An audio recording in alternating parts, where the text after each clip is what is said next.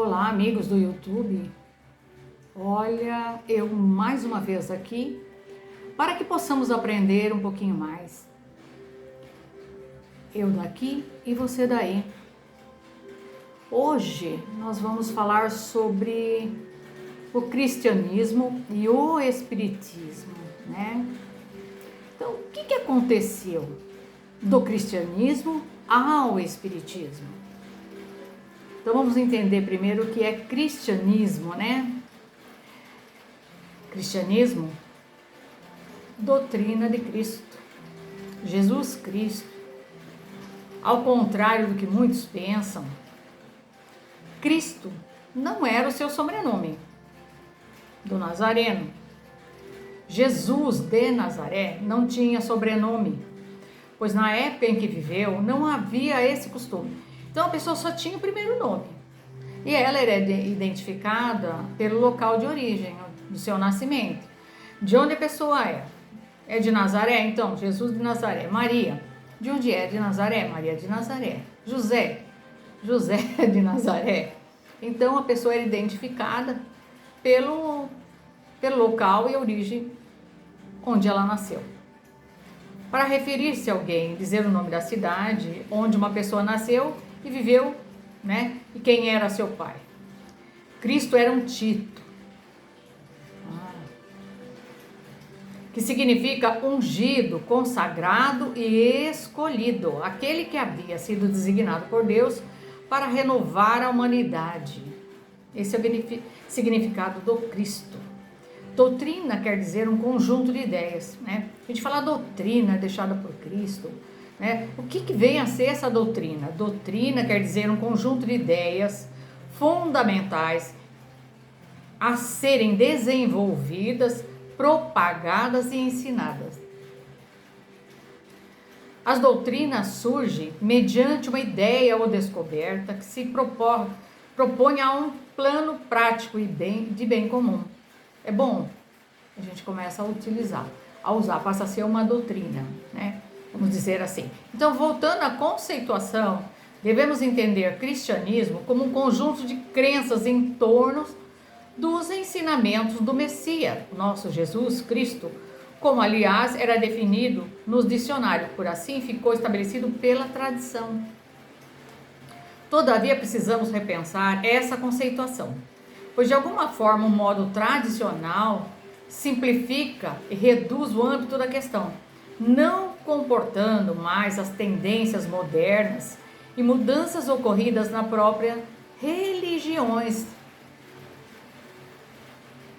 O Espiritismo não veio à tona com uma nova concepção para essa questão, diferente. Tudo é novo, revolucionário nessa nossa doutrina frente a essa questão. Pedro, o líder dos apóstolos, comandou a resistência cristã pós-crucificação de Jesus. Entretanto, é certo de que espantosa propagação dessa doutrina se deu por intermédio da campanha missionária, efetuada por Paulo de Tarso, que deu uma contribuição imensa. O apóstolo dos gentios, que viajou evangelizando e fundando comunidades cristãs pela Grécia, pela Ásia, pelo vasto território do Império Romano. Quando o cristianismo começou a ser propagado, a história do cristianismo convencional, do modelo de hoje, se diz que seja uma doutrina do Cristo. Se confunde com a história da igreja, justamente por esta se gabar de ter sido iniciada em Cristo e sustentada pelos seus primeiros seguidores. Para ela, a igreja, quando o imperador Constantino se converteu à fé em Cristo e institucionalizou a religião, veio apenas somar e ampliar a base já formatada. Quer dizer, já existia, a partir do momento que o imperador Constantino converteu a fé em Cristo, ela passou a ser considerada uma religião. Então foi assim que tudo começou. O cristianismo ele nasceu no século I, na Palestina, no estado da Palestina. Criada por Jesus de Nazaré, a doutrina se espalhou ainda no período da expansão do Império Romano.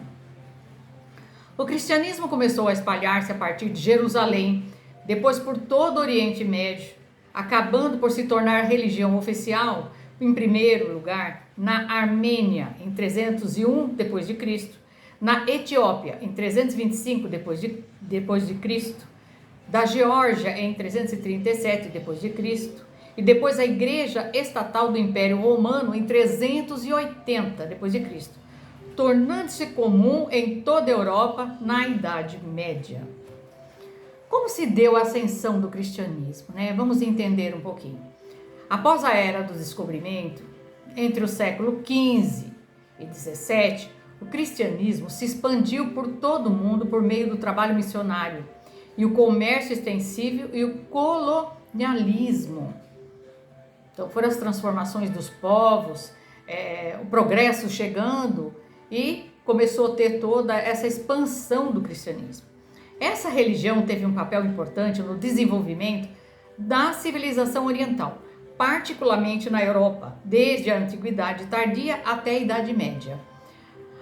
Na época de Jesus, os judeus eram um povo marcado por separações sociais, religiosas e por vários movimentos políticos religiosos. Separação sociais entre puro e impuro, entre judeu e estrangeiro, entre homem e mulher, entre escravo e livre, onde a intolerância e o preconceito predominavam. Qual era a religião dos romanos na época de Jesus? Na época de Jesus, os romanos eram politeístas, ou seja, acreditavam em vários deuses. Os romanos praticavam cultos em templos, realizavam rituais e ofereciam sacrifício aos deuses.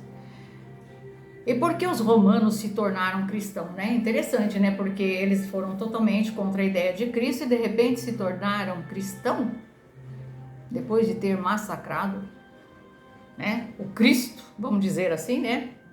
O imperador parece convencido de que o cristianismo seria importante para a execução de sua política imperial, uma religião que poderia ampliar as suas bases de apoio.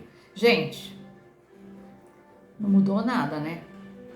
A oportunidade de você se propagar através da religião, um meio de você poder colocar suas ideias e expandir. Era interessante, era importante.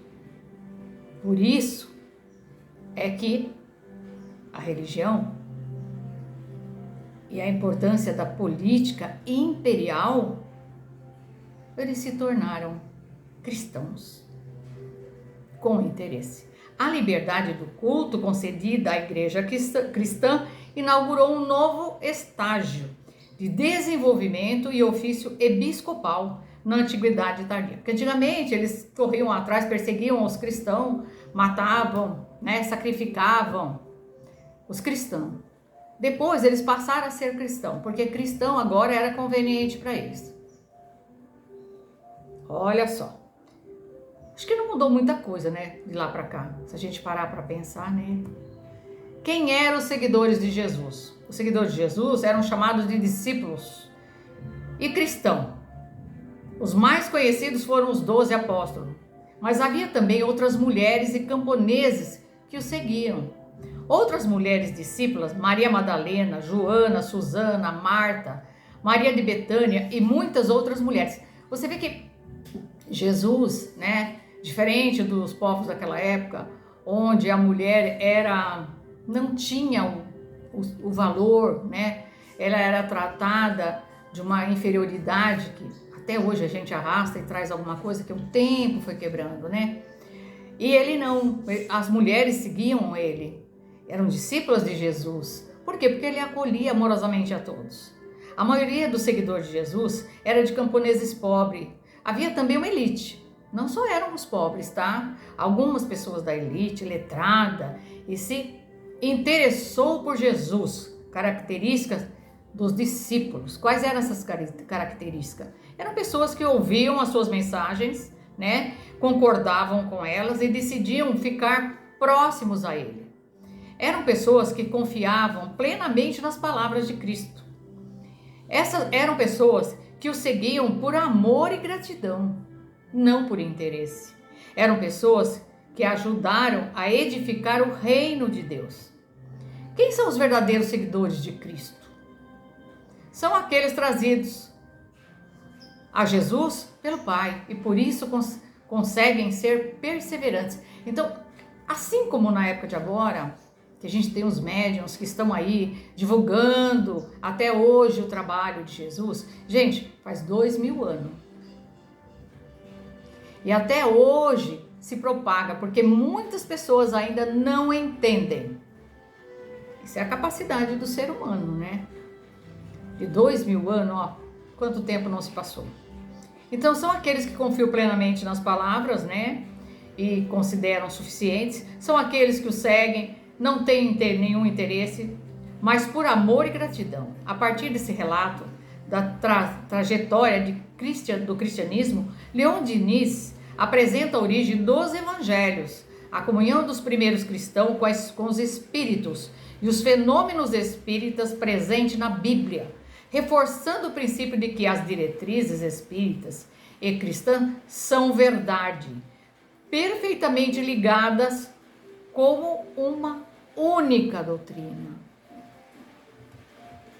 Quem é Jesus de acordo com o Espiritismo? Jesus é o Espírito puro que já alcançou o grau supremo de perfeição. Jamais está passível de sofrer as nossas paixões humanas, porque toda paixão na terra está condicionada ao elemento material. Por que Jesus morreu segundo o Espiritismo? Existe uma explicação? Os espíritas acreditam que a morte de Jesus na cruz não foi um fim, e sim em si mesmo, mas um momento de transição para uma nova etapa na vida do Espírito de Jesus. Porque, vamos entender, todo mártir, toda pessoa que é injustiçada, ela marca uma época, né?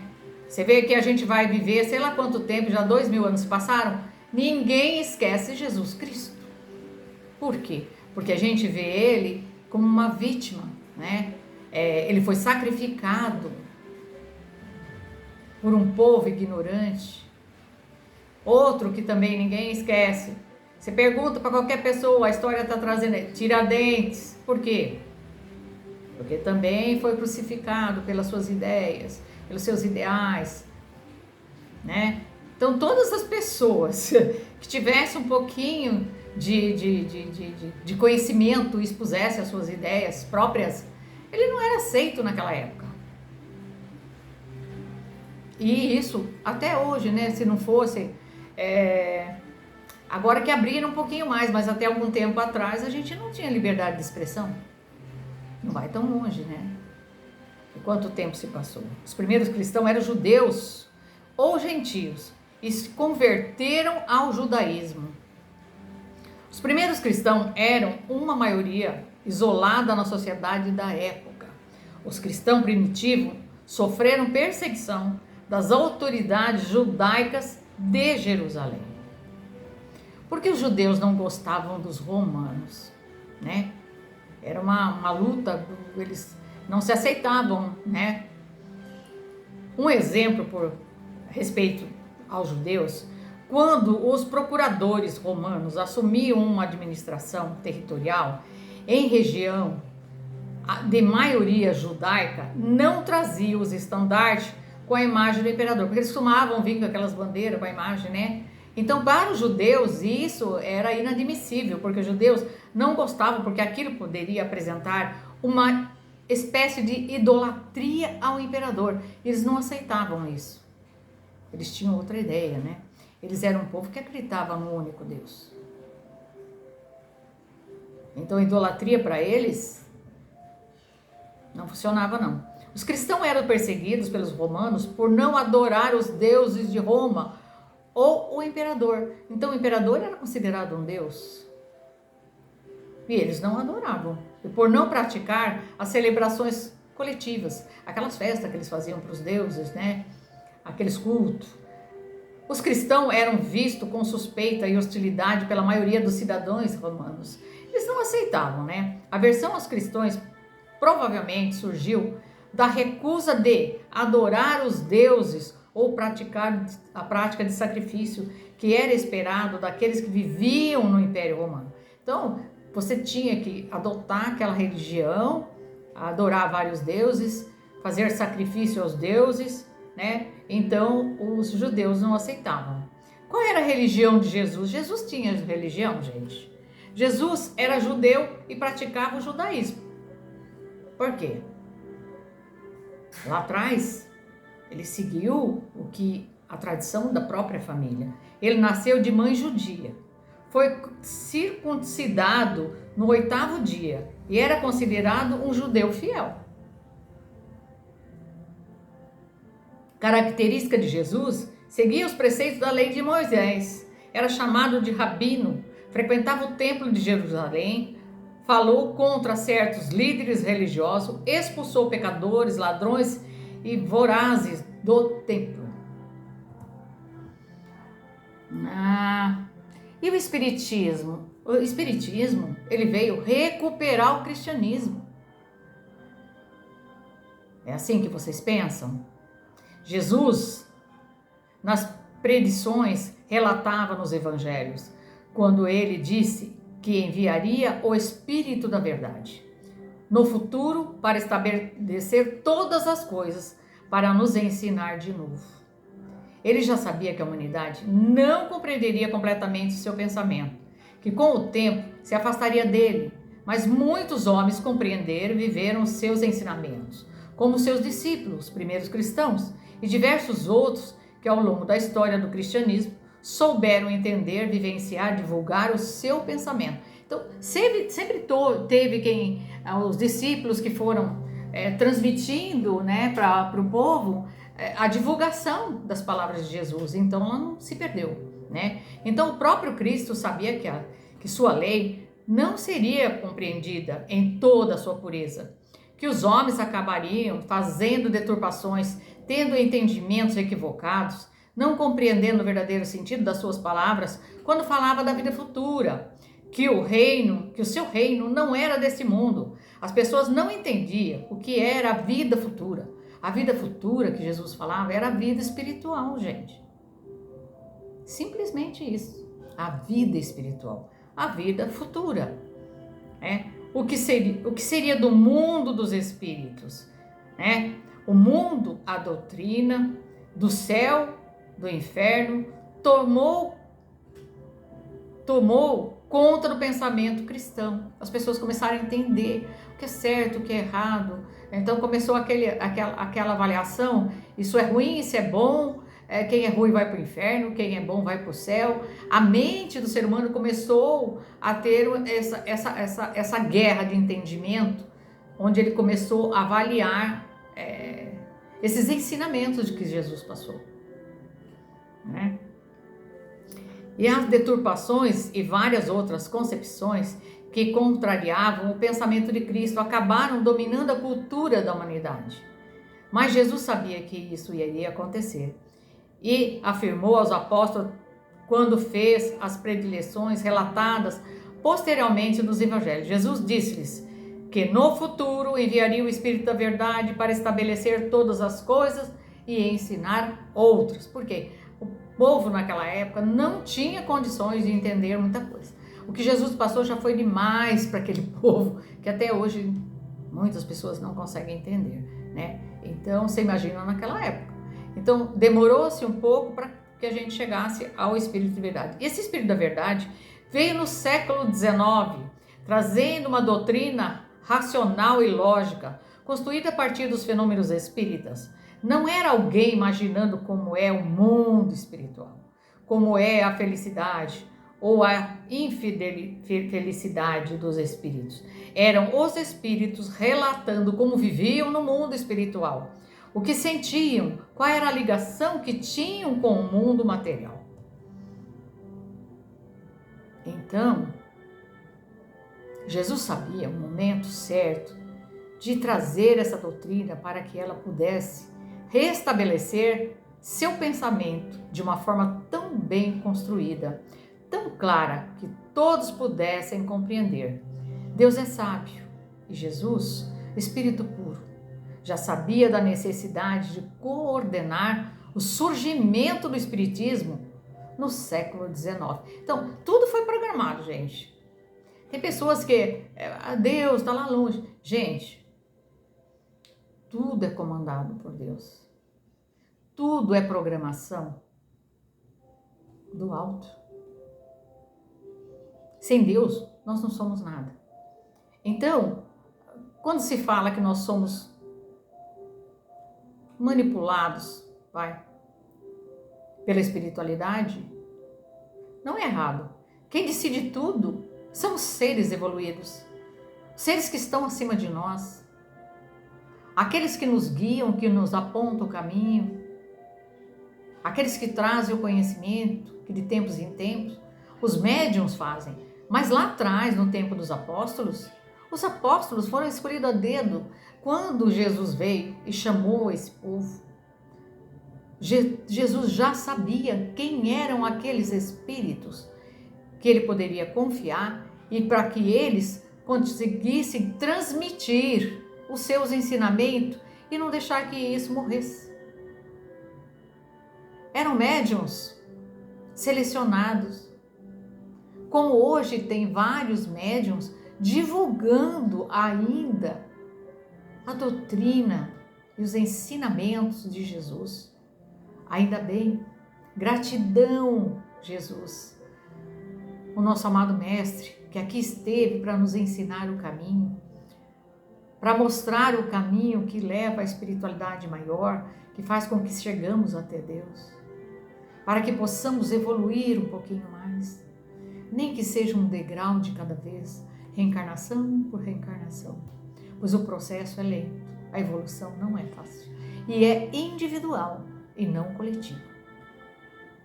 Porque não adianta eu querer que uma pessoa mude, que ela coloque na cabeça dela tudo aquilo que eu aprendi e sei. Eu sou eu, ela é ela. Todos nós temos o nosso grau de evolução. O meu tempo é um, o tempo dela é outro. Talvez hoje eu tenha capacidade, discernimento para entender, e ela ainda não esteja preparada, mas a gente quer embutir esse ensinamento na cabeça da pessoa. Fica difícil, ela não está preparada ainda, ela tem o seu tempo. Deus acredita que todos nós evoluímos e uma hora ela vai entender, porque o espírito vai vivendo, vai evoluindo, vai aprendendo, vai desenvolvendo, ele vai se tornando capaz de entender o que ele não entende hoje. Tem pessoas que você repete várias vezes a mesma coisa, depois de um tempo você pergunta para ela, ela não sabe. Ela tem um grau de dificuldade. São espíritos que estão passando por processos evolutivos. Aqui na Terra, nós temos vários graus de evolução espiritual.